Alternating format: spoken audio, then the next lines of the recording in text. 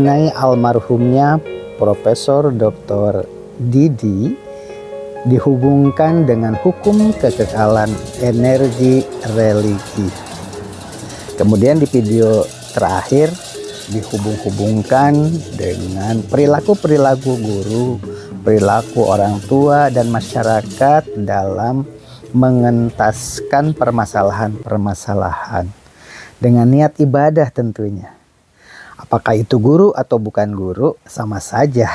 Selagi memang punya tujuan baik untuk mengentaskan kebiadaban atau mengenyahkan kejahatan-kejahatan, ini pasti ada pahalanya. Hukum kekekalan energi yang dimaksud di sini, perilaku yang dilakukan oleh setiap orang, siapapun orangnya, jika itu terus-terusan dimanfaatkan oleh orang dan orang tersebut menginformasikan kepada yang lain dan yang lainnya juga terus menginformasikan, ketika orang itu sudah meninggal, ilmu itu terus berkembang. Salah satu diantaranya tentang penipuan online yang tidak ada pembelajarannya di sekolah bagaimana cara mengantisipasi. Harusnya dibahas di setiap sekolah. Sekarang ini kan yang namanya handphone ada di setiap siswa. Apalagi ketika ada COVID kemarin kan, setiap siswa itu PBM-nya di rumah, online.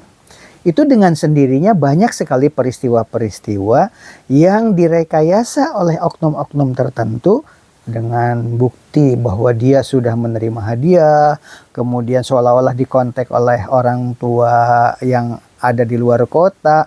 Bahkan guru yang sedang mengajar pun dianggap sudah melakukan aktivitas, padahal yang melakukannya bukan dari gurunya karena nomor WA tersebut dihacker.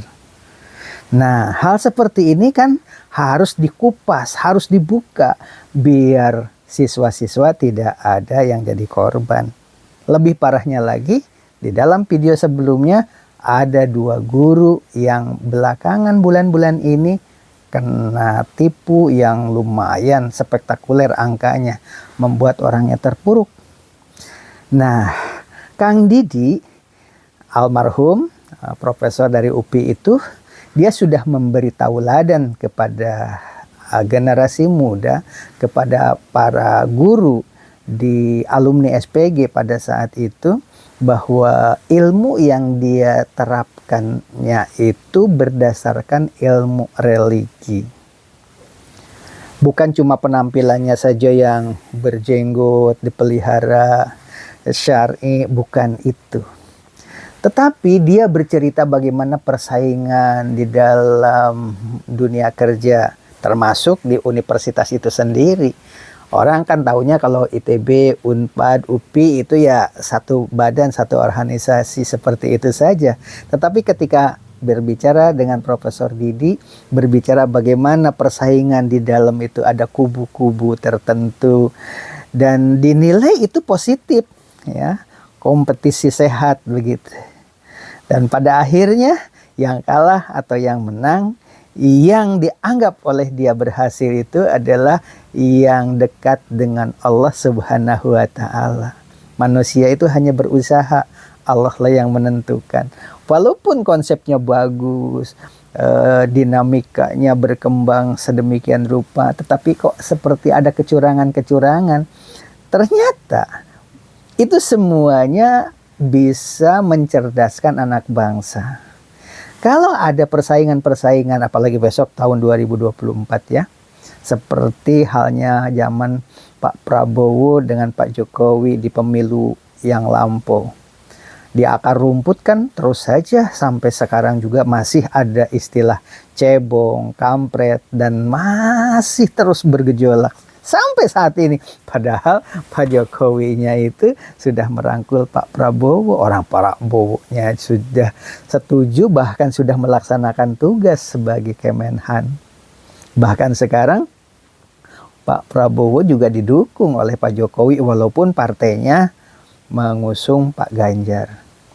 Jadi ada 3 pasangan nanti ya, Pak Anies, Pak Ganjar, dan Pak Prabowo. Mumpung belum pemilu, makanya diberitahu dulu di sini mempergunakan ilmu Profesor Didi tadi. Mudah-mudahan nanti bermanfaat. Jangan sampai terjadi pemisahan yang ekstrim seperti zaman kampanyenya zaman dahulu antara kubu kampret dengan kubu cebong. Diusahakan kita hindari hal-hal seperti itu, berguru kepada masa lalu. Berbicara tentang program-program seperti kemarin antara Pak Ganjar, Pak Anies, Pak Prabowo itu mempresentasikan salah satu di antara presentasinya, tidak usah disebutkan calon yang mana takut dianggap kampanye, tentang hilirisasi. Semua calon juga pasti setuju di Indonesia itu penting adanya hilirisasi.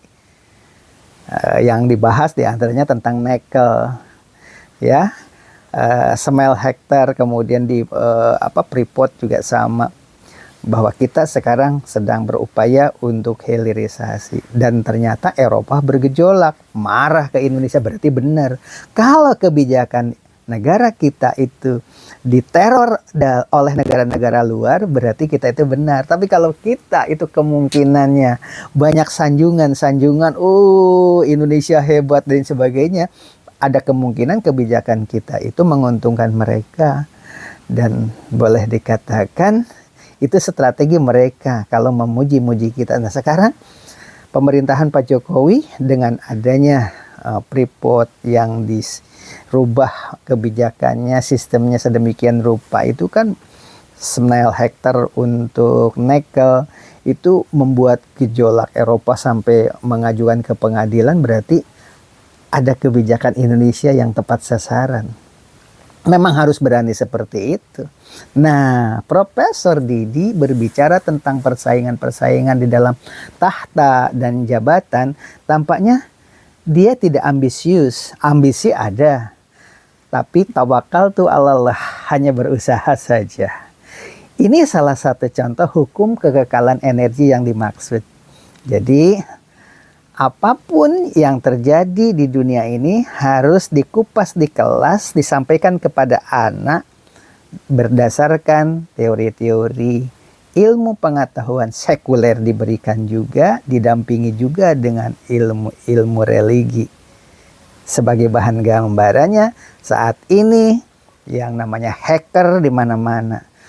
Jangankan siswa, gurunya saja ternyata jadi korban.